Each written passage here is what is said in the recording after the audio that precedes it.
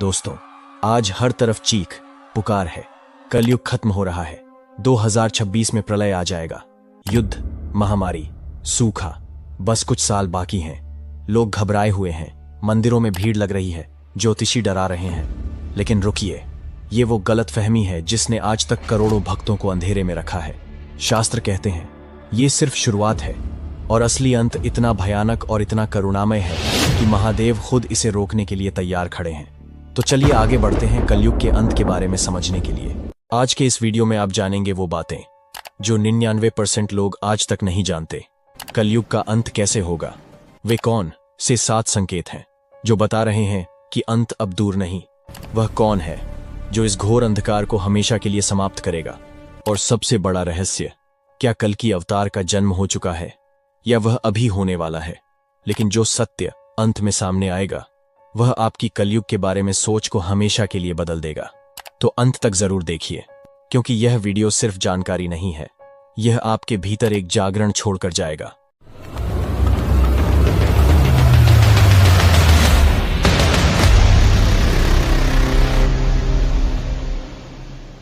इस रहस्य की शुरुआत होती है भगवान विष्णु की उस भविष्यवाणी से जिसे समय भी नहीं बदल सकता।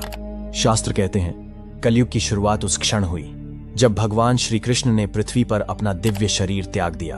वह केवल एक देवता का प्रस्थान नहीं था, वह धर्म के एक युग का अंत था और अधर्म के एक नए युग की शुरुआत।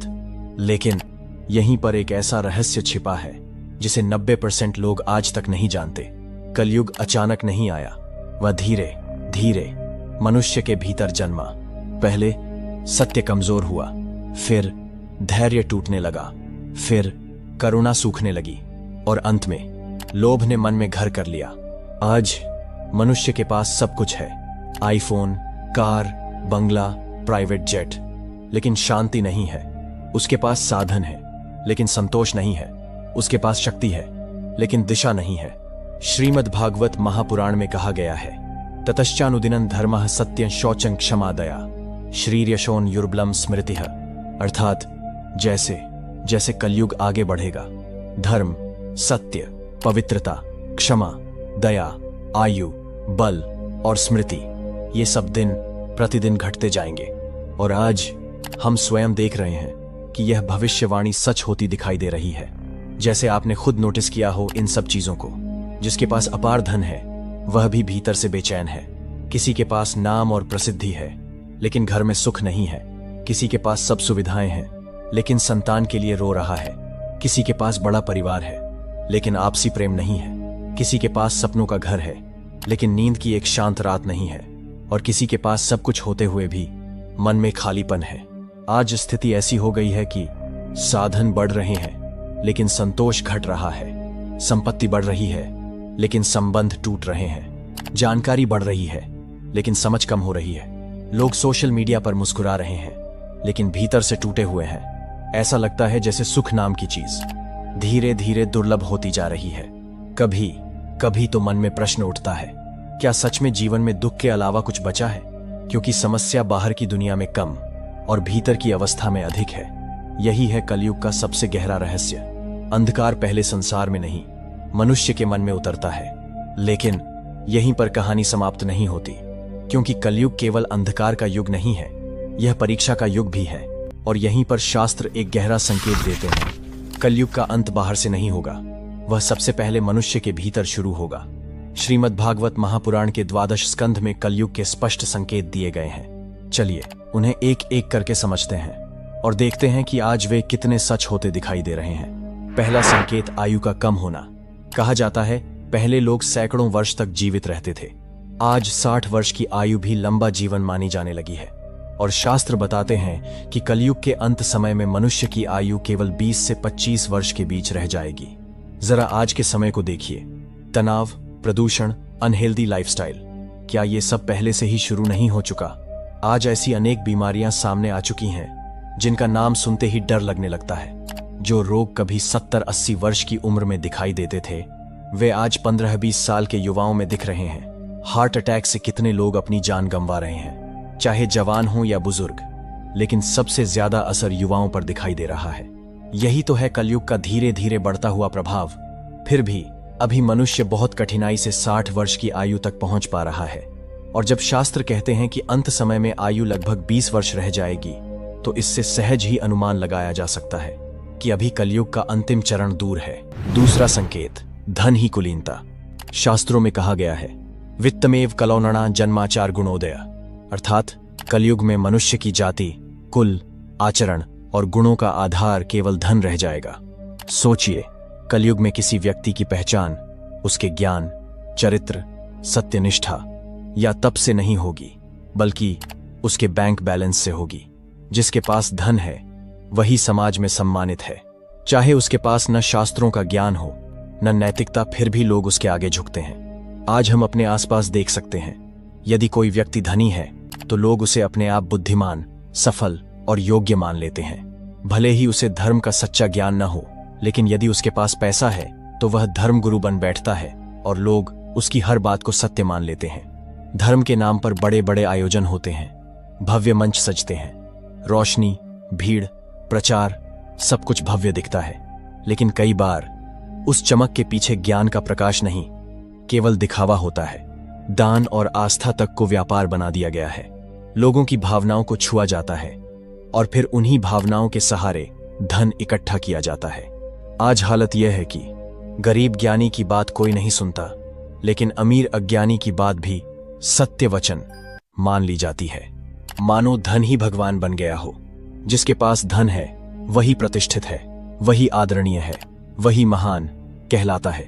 बैक वही प्रतिष्ठित है, लेकिन सच्चाई कुछ और है। धन केवल साधन है, साध्य नहीं। यदि धन के साथ धर्म, ज्ञान और करुणा न हो तो वह केवल अहंकार को जन्म देता है। कलयुग की यही विडंबना है। चरित्र पीछे छूट गया है और चमक, दमक आगे निकल गई है। सत्य किसी शांत कोने में बैठा है और शोर करने वाला सम्मान पा रहा है। तीसरा संकेत, सत्य की मौत। झूठ आसान होगा और सत्य कठिन। सोशल मीडिया पर fake news, fake profiles, fake relationships, सब कुछ झूठ पर टिका है। आजकल लोग झूठ बोलकर अपने आप को ऊपर उठा रहे हैं, मानो झूठ ही सफलता का रास्ता हो। लोग झूठ बोलकर धन कमा रहे हैं, दूसरों का दिल दुखा रहे हैं, और रिश्तों में भी अब वही झूठ फैला है। हर जगह, हर कदम पर झूठ फैलता जा रहा है। लेकिन हमें यह समझना चाहिए कि यह सिर्फ कुछ समय के लिए चलता है। झूठ कुछ देर के लिए तो साथ देता है, लेकिन सत्य हमेशा साथ रहता है। आजकल के इस कलयुग में जहां झूठ को ही प्राथमिकता मिल रही है, लोग यह भूल जाते हैं कि झूठ की नींव कभी भी मजबूत नहीं हो सकती। चाहे रिश्ते हों, धर्म के कार्य हों या फिर व्यक्तिगत जीवन, हर जगह झूठ फैला हुआ है। लोग धोखा देकर आगे बढ़ने की कोशिश कर रहे हैं, लेकिन यह रास्ता कभी स्थायी नहीं होता। सत्य चाहे कितना भी कठिन क्यों ना हो, हमेशा सच्चे और स्थायी रास्ते पर चलता है। कलयुग का यही प्रभाव है, जहां लोग झूठ को सच मान बैठे हैं, लेकिन यह पल भर का झूठ ही होता है जो अंत में खुद को उजागर कर देता है। सत्य हमेशा अपने प्रभाव से सामने आता है और यही उसे अमर बनाता है। याद रखिए, झूठ को ढोते हुए भले ही आप कुछ वक्त के लिए जीत सकते हैं, लेकिन अंत में सत्य ही विजयी होता है। चौथा संकेत, बेचैनी का महासागर। कलयुग में मनुष्य का मन कभी स्थिर और शांत नहीं रहता। उसके भीतर हमेशा एक तरह की बेचैनी और असंतोष बना रहता है।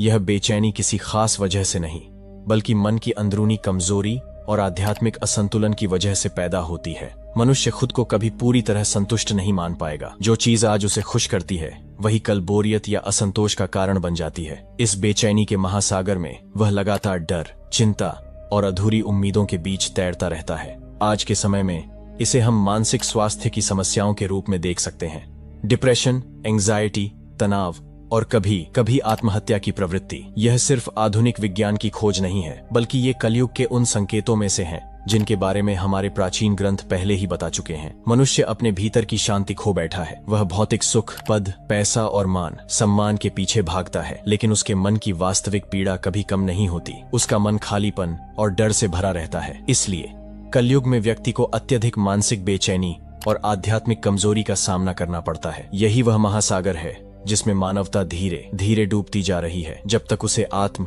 ज्ञान और साधना का मार्ग नहीं मिलता। पांचवां संकेत, परिवार का टूटना।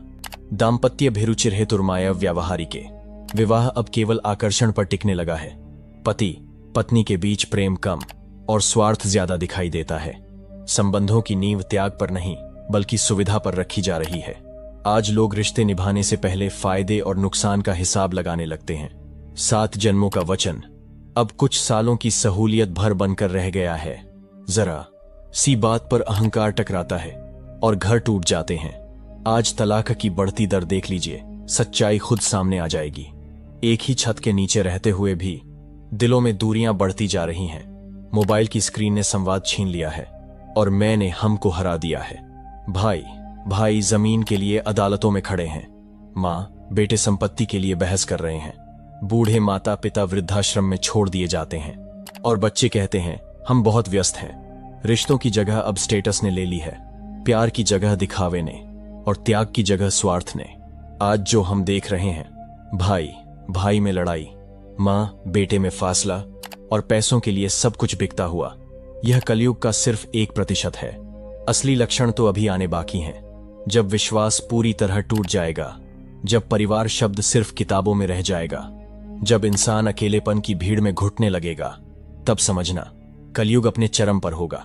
और सवाल यह नहीं है कि समय बदल गया है, सवाल यह है क्या हम भी बदल गए हैं। छठा संकेत, धर्म का पाखंड। ब्राह्मण राक्षस जैसे बन जाएंगे, मंदिरों में पूजा कम होगी और बिजनेस ज्यादा चलेगा। साधु संत भी भक्ति नहीं बल्कि पैसों के पीछे भागते नजर आएंगे। कहा जाता है कलयुग के अंत में मनुष्य की उम्र सिर्फ 20 से 30 साल रह जाएगी। मासूमियत इतनी जल्दी खो जाएगी कि 5-6 साल की लड़कियां भी मां बनने लगेंगी। गायें बकरियों जितनी छोटी और दूधहीन हो जाएंगी। नदियां सूख जाएंगी, खेतों में फसलें उगनी बंद हो जाएंगी और आकाश से आग बरसने लगेगी। लोग मांस खाकर, झूठ बोलकर, चोरी करके जीवन बिताएंगे और फिर भी कहेंगे अरे ये तो नॉर्मल है। सोचिए, जब अधर्म को ही सामान्य मान लिया जाएगा तब धर्म की पहचान कौन करेगा। 7वां और शायद सबसे भयावह संकेत, अपनी पहचान भूल जाना। मनुष्य यह भूल जाएगा कि वह वास्तव में कौन है, वह क्यों पैदा हुआ है और उसका असली उद्देश्य क्या है। आज देखिए, लोग सिर्फ कमाने, खाने और सोने में व्यस्त हैं। दिन गुजर जाते हैं पर रुककर कोई यह नहीं पूछता कि मैं आखिर हूँ कौन। आत्मा की तलाश जैसे कहीं खो गई है। भीतर की आवाज धीरे धीरे शांत हो चुकी है और शायद यही सबसे बड़ा संकट है। जब इंसान सब कुछ जानता है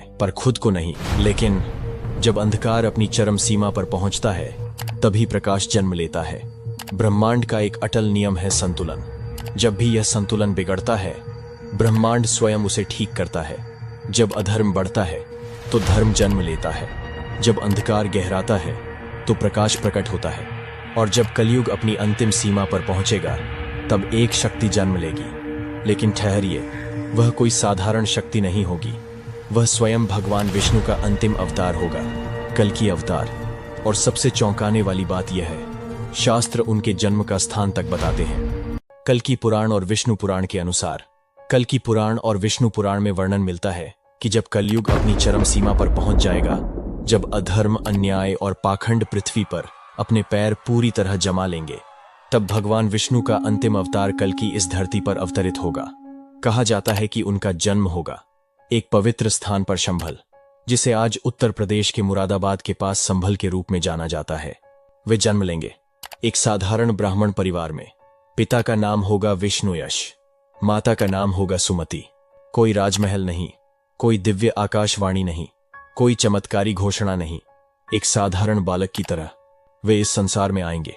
लोग उन्हें एक सामान्य बच्चे की तरह देखेंगे।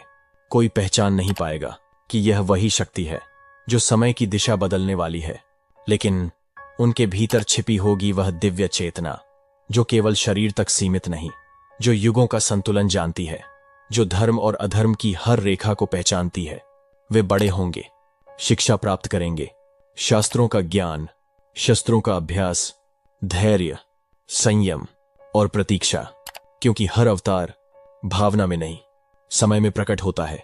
जब पृथ्वी पुकारती है, जब धर्म रोता है, जब निर्दोषों की आह आकाश को छूती है, तभी अवतार उतरता है।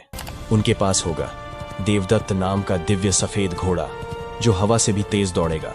देवदत्त हाथ में होगी चमचमाती दिव्य तलवार जो केवल शरीर नहीं, अधर्म की जड़ों को काटेगी। वे म्लेच्छों का संहार करेंगे, अधर्मियों का अंत करेंगे और कली अधर्म के प्रतीक का विनाश करेंगे। लेकिन अगर यह केवल युद्ध की कथा होती तो यह एक और पौराणिक कहानी बनकर रह जाती। सच्चाई इससे कहीं गहरी है। जब अधर्म सामान्य बन जाता है, जब अन्याय व्यवस्था कहलाने लगता है, जब सत्य बोलने वाला उपहास का पात्र बनता है, जब रिश्वत बुद्धिमानी कहलाती है, जब लोभ